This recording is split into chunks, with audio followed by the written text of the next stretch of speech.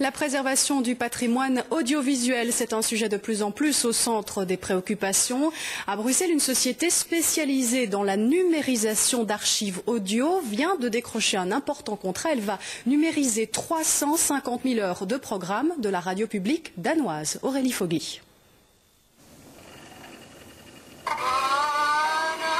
Celui-ci, c'est pour la décoration, mais dans ce studio, les disques sont des objets précieux. Ils sont au cœur d'un travail, tout ce qu'il y a de plus sérieux. C'est un disque qui provient des archives de la Médiathèque musicale de Paris. C'est un disque à peu près des années 1900. Donc nous allons le numériser de manière brute, donc vraiment comme il sonnait à l'époque, pour pouvoir avoir une archive maître qui va pouvoir être restaurée par la suite. Ici, un 78 tours, mais dans cette société spécialisée dans l'archivage, on numérise tout type de support et de contenu.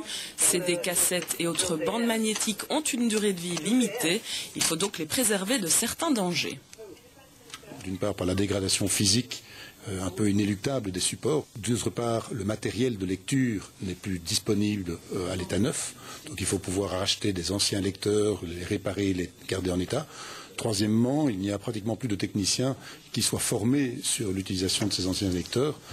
La numérisation offre une réponse à ces problèmes. Autre avantage, l'accès aux archives est beaucoup plus souple.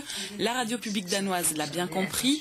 Sur ces cassettes digitales, 350 000 heures de programmes qui seront numérisées ici à Bruxelles. Un projet mené avec l'aide du gouvernement danois. Nous avons demandé de l'argent au gouvernement et il nous a accordé un fonds d'1 million d'euros. Donc nous avons pris ce qui était le plus en danger et nous le digitalisons maintenant.